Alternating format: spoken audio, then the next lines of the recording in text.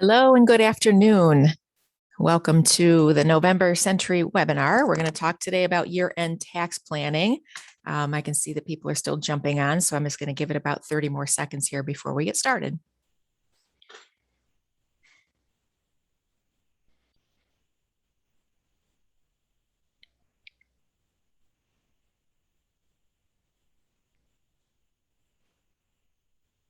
And just a little bit of housekeeping before we get started.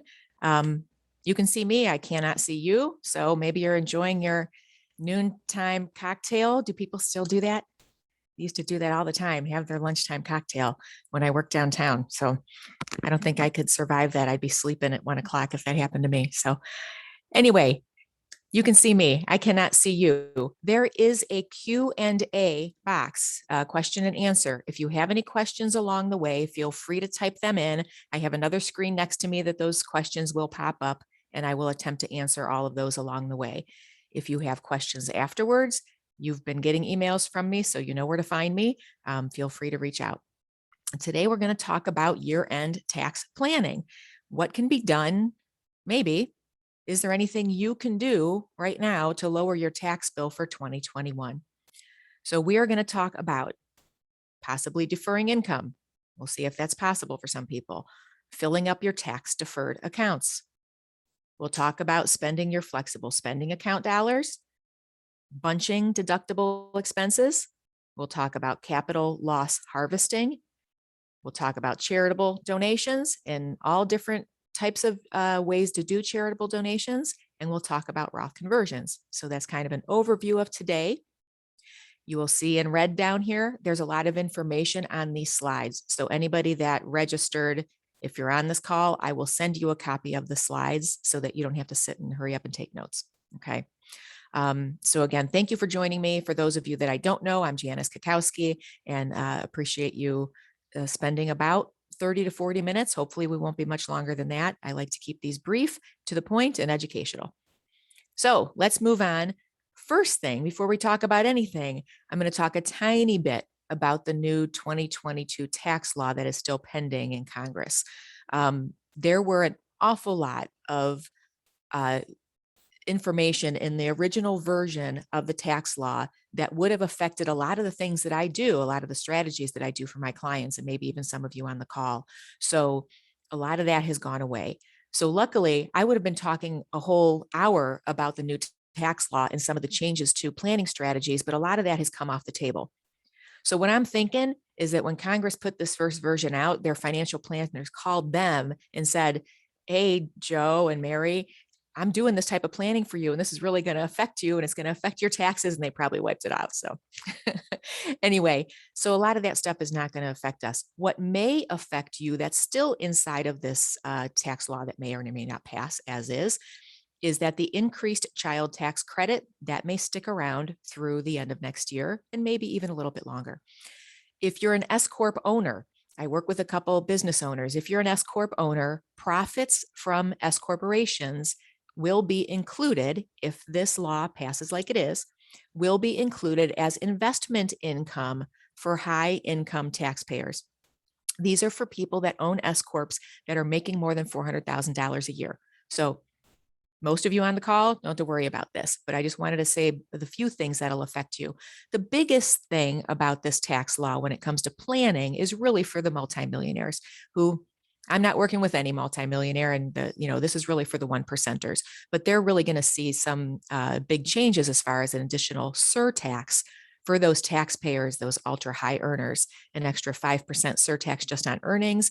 And if they have trusts or high estates that have income of more than $200,000, not if you have more than $200,000 in a trust, but if you have income from that trust of more than $200,000, there'll be an additional surtax on that as well.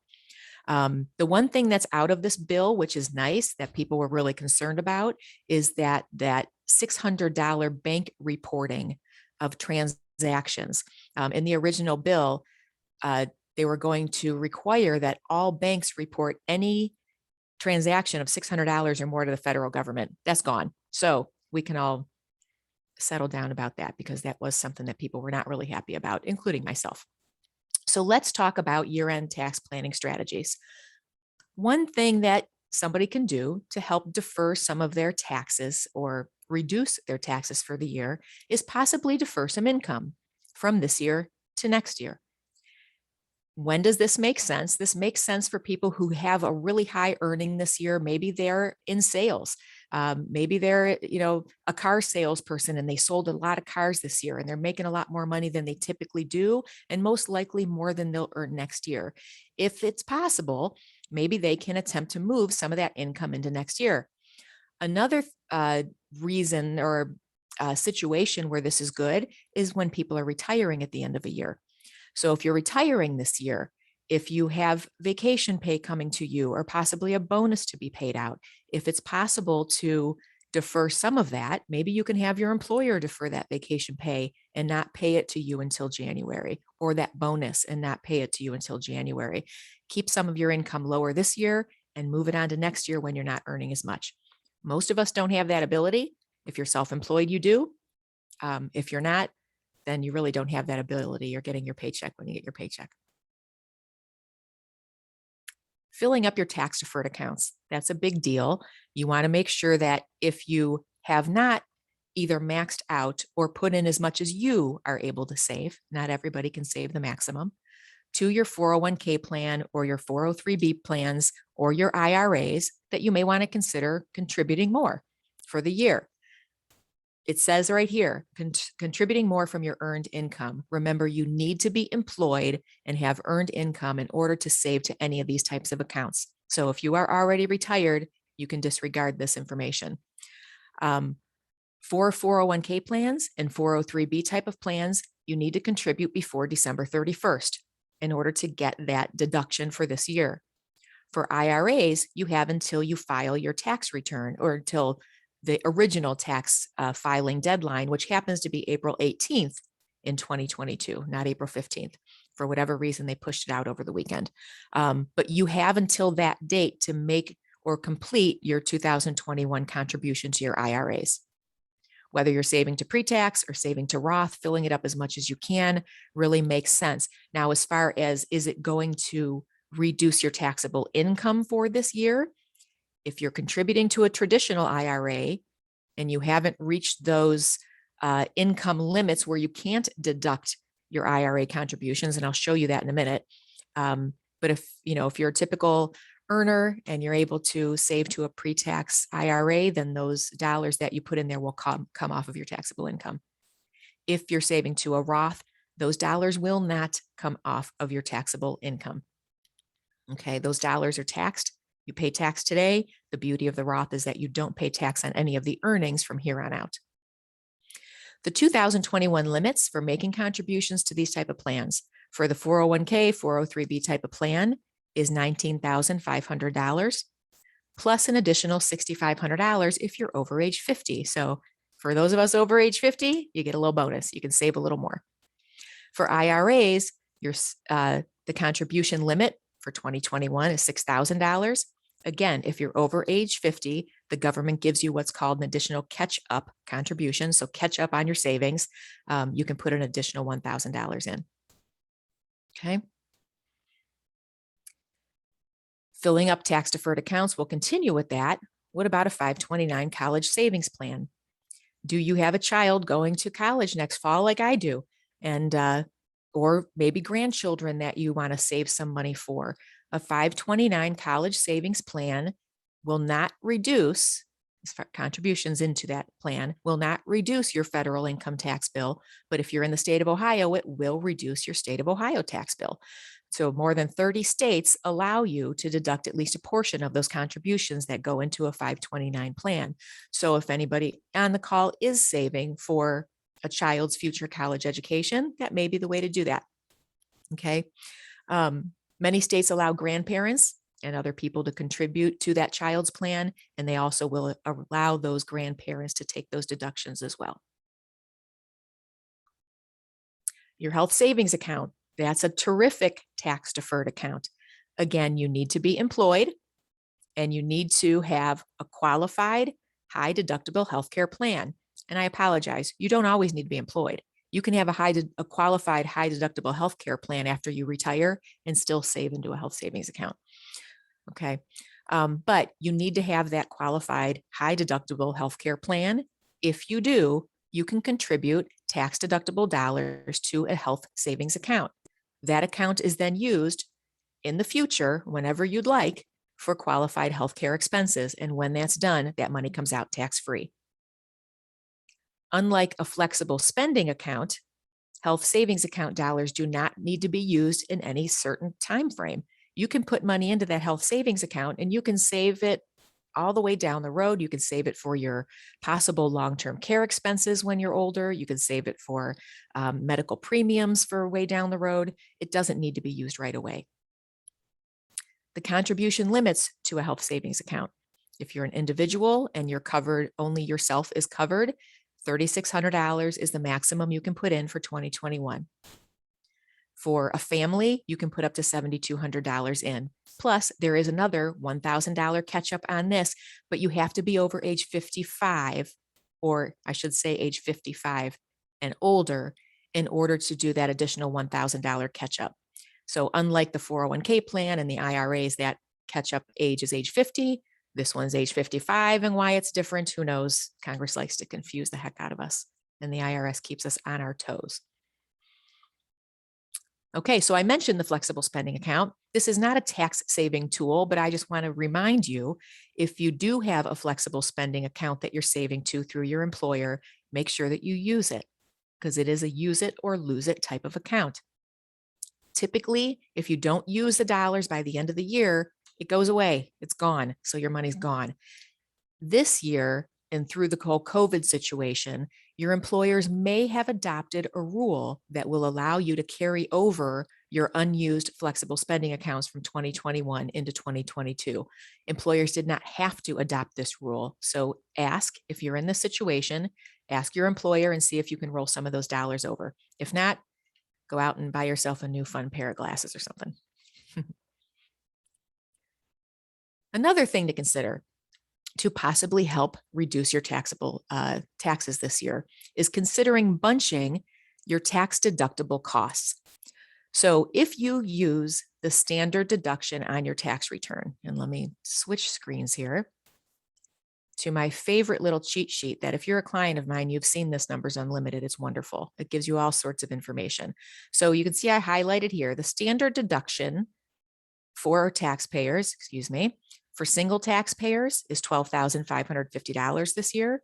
For married taxpayers is $25,100, and so on. You can see head of household, married, filing separately. If your deductions, your taxable deductions, are not more than these amounts, then you're going to take the standard deduction off of your income for your taxes for the year. Some people, maybe they have whoops, I'm not going to get back to that screen. There we go. So here are some of the itemized deductions: medical expenses, deductible taxes, qualified mortgage interest, points if you bought a house as far as that's concerned, investment interest, charitable contributions. Some people, maybe those itemized deductions are kind of right below that standard deduction of whatever, whether they're single or married filing jointly. If that's the case with some of my clients, I will have them look at some of these itemized expenses and maybe bunch them into every other year. So let's say in 2021, you know that your your itemized deductions are going to be just under that standard deduction. So maybe rather than waiting until January to pay my next real estate tax bill, I'm going to pay it in December. And that's going to push my itemization above and beyond my standard deduction. So I'll take the higher itemization this year. And then next year, because I'm not paying that tax bill next year, I'm going to fall below the standard deduction. So I'm going to take that higher standard deduction. It's hard to explain. It's easy if I'm sitting at a table and can draw pictures, but I hope that makes sense to you, that sometimes it's worthwhile taking your real estate taxes or your charitable contributions and making them ahead of time to allow for that higher itemization one year. The next year, take your standard deduction and then do the same thing the following year. So you kind of every other year that. And it's worked really well for some clients of mine. Capital loss harvesting is another thing that you can do to help save some taxes for the year. What that is if you have a taxable brokerage account, not an IRA account, and you own some stocks or a mutual fund or an exchange trade fund inside of that taxable account that has lost value, whether the entire thing has lost value or maybe just some of the tax lots. Maybe you bought it every month for 5 years, and some of that, when you look back and you look at the cost basis, that some of that is at a loss. You can sell some of that. You can use that capital loss against any other capital gains that you would be paying taxes on this year. Okay. In a year when your capital losses outweigh your gains, and it's possible you could do that, that the IRS is going to let you apply $3,000 up to $3,000 of that loss against your income for the year. So nobody likes to see a loss in their statements, but sometimes you can use it in your benefit. Where let's just say you bought the XYZ mutual fund and the value is down $3,000 from the day that you bought it. You can sell that XYZ mutual fund, take that capital loss, and then you can purchase that XYZ mutual fund back, but it has to be more than 30 days after you sold it, or it's considered a wash sale. Okay. You need to be aware that if you're going to be offloading something like this and you want to repurchase something that's either very, very similar or that exact same asset, you need to make sure that there's 30 days in between, or that capital loss is not going to be allowed, especially if they wouldn't find out right away, but if you're audited, you'd get in trouble for that. So one note that I put on the bottom here, that wash sale rule, it currently does not apply to cryptocurrency. So if you bought Bitcoin last year and early this year it went way down, you could have been able to sell that Bitcoin, take that large capital loss and realize that, turn around the next day and buy Bitcoin again, and now it's back up to $65,000, right? But you could have had a large capital loss to be able to do that. Currently, cryptocurrency is looked at as property and not a security. However, in the 2022 tax law that's in there right now, they're looking to close that loophole, and possibly next year, cryptocurrency will be applied to this wash sale rule. Charitable donations. So we're going to talk quite a bit about this. So the first thing, charitable donations have to be given to a qualified 501c3 charity, not your grandson. Okay. This needs to be a qualified charity in order for it to be deductible on your tax return. In 2021, you can again reduce from your taxable income any cash charitable donations of $300 if you're single, or $600 if you're married. If you're using the standard deduction, you can still get that additional deduction for those small contributions. Okay. If you're itemizing, if your deductions again are higher than that standard deduction and you're itemizing your deductions, your charitable contributions are going to increase your deductions. They're going to take more off of your income. Okay. So make those contributions. If you're charitably inclined, do so. Again, maybe it's worthwhile. If you're donating to your church every year, you're already doing it. Maybe it's worthwhile to say, I donate $1,200 a year to my church every year. Maybe I'm going to write another $1,200 check in December this year. That's going to cover for all of my contributions for 2022. And I'll let my church know that. And I can guarantee you, they don't mind when they get their money. They're happy you're donating to them. If they get it a little bit early, they don't mind. But it may help you to kind of bunch that deduction into 1 year. Always keep a good record of your charitable donations. Keep that with your tax records in case you are audited. Another way for charitable donations to be made is through what's called a donor advised fund. If you have a non-typical high earning year, so again, let's say you're that salesperson and you've made a lot of money this year, or you're on the way to retire and you're going to have less income next year, but you're looking for a large deduction this year. And let's say you're already charitably inclined. You plan on donating $5,000 a year to your chosen charity until you're deceased. Okay. What you can do is you can take a large amount and donate, or it's not really donate it, you're going to deposit it into a fund called a donor advised fund. That money is now considered a completed gift. which means you take the deduction for that full amount in the year that you put it into the donor advised fund. So I'm going to use round numbers. Let's say I'm going to put $20,000 into a donor advised fund. That $20,000 is going to come off of my taxable income for this year. However, it now sits in the donor advised fund, and I get to choose now, when do I want my charities to get this money? Maybe I want to pay my church $5,000 every year for the next 4 years. I don't have to give them the $20,000 all at once, but I can dole it out little by little. But you got the deduction up front, maybe when you really needed it because you had a high earning year. This can be a very powerful tool to use. Just know that all money that goes into a donor advised fund, that money has to be paid out to a charity at some point. There is no time limitation, but you cannot take those funds back out. You can't later down the road go, oh boy, I didn't plan for retirement that well and I need more cash and you're going to take it out. You can't do that. So plan appropriately. Another tax effective way to contribute to your charities can be to donate shares of stock. So some highly appreciated stock.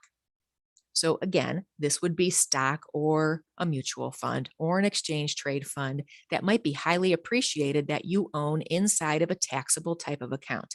Again, not in your IRAs. It's not going to work to donate something from your IRA in this situation. Okay, we're talking about donating highly appreciated stock. So let's say you bought Microsoft back in the 1980s, if you were smarter than I was, and you now own Microsoft and it's way inflated from what you bought it. You have a very highly appreciated stock. So let's say you bought it at $10 a share and it's now worth $1,000 a share. That $990 difference is what you pay tax on if you were to sell that stock today. Okay, you would pay capital gains on that. If you instead donate a share or several shares of that stock, you're passing along the capital gain to the charity. And of course, the charity doesn't pay tax. So you don't have to pay the capital gain, and the charity gets your donation. They just get it in a different format. Rather than you writing a check, you're giving them shares of a stock. And again, charities are equipped to handle this kind of stuff. They know how to handle it. They're thrilled to get your donation in any way you want to give it to them. But if it's tax effective for you, then think about doing it a different way. Another charitable donation way of handling that is through a qualified charitable distribution from your IRA. You have to be over 70 and a half years old in order to use this strategy. So if you're over 70 and a half and you have a traditional IRA, which means the money that comes out is taxable, you can do what's called this qualified charitable distribution directly from your IRA to your charity of choice. So let's say your IRA is at TD Ameritrade. You need to call TD Ameritrade or call your advisor that's managing your TD Ameritrade account and make sure TD Ameritrade is writing a check directly to your church or whoever it is, your qualified charity out of your IRA. If that money hits your hands first, it doesn't count. But the beauty of this is this qualified charitable distribution can satisfy your required minimum distribution. So you don't necessarily have to take that out and put it in your pocket if you don't need it. Because remember, every dollar you take out of your IRA, you pay tax on. This doesn't hit your pocket. You take it out, you give it to your charity of choice, you don't pay tax on it. And neither does the charity. So it's really a good way of being able to satisfy those donations that you want to do. Okay. Even if you don't itemize your deductions, this still works because it comes right off the top of your income.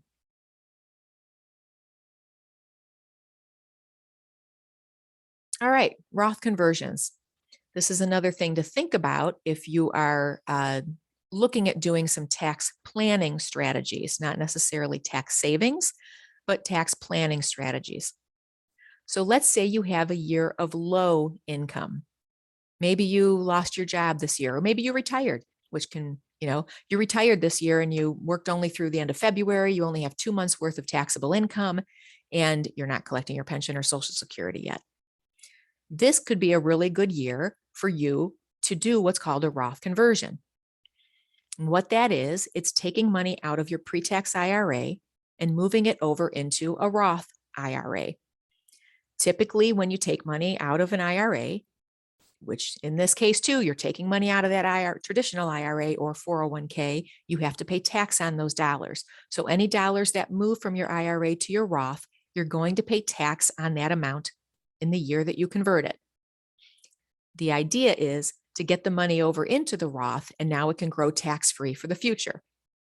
And we do this when we're talking to people who, number one, they really are concerned that taxes are going to go up in the future. Number two, they want to make sure that they're leaving more tax-free dollars behind for their heirs. They'd rather pay the taxes at today's rate than their heirs having to pay taxes down the road. Or, of course, like I explained earlier, you have a year of really low income. So I'm going to scroll back over to this Numbers Unlimited. Let's say you're married filing jointly and you're retired early this year and your income for the year is only $20,000. That's what you earned in the first few months and you're not working anymore. Okay, so let's take a look here. That person, their top dollar is going to be in the 12% tax bracket. But that 12% tax bracket goes all the way up to $81,000. So if they have a taxable income of $20,000, what this is showing me is they have room to do a Roth conversion of about $60,000 and only pay 12% tax to move that $60,000 from their traditional IRA to their Roth. If you're willing to pay that tax and fill up that low tax bracket to be able to get some more money over into a tax-free account, then by all means, that's something that we would look at doing. Okay, I have a question. I don't remember seeing you call out the Roth backdoor on your 2022 slide. Is removing that still in the current bill of Congress? No, that is no longer in the bill. So the question was, in the 2022 tax bill, the new law that's still in front of Congress, they originally were going to take away something called a backdoor Roth contribution. Not going away anymore. People were upset about it and it's not happening. So now how do I get back to my other screen? Here we go. So yes, good news there is that Roth backdoor is still able to be done. So Roth conversions, you can see I have 2 notes down on the bottom here. Please do not complete a Roth conversion until you talk to your tax accountant, until you talk to your financial advisor. Make sure that this is something that makes sense for you, and make sure that this is something that you understand the tax consequence, so that you don't come April 15th go, oh my gosh, I got a huge tax bill. Well, we could have told you that. Just make sure that you understand it. Note number 2, which is extremely important.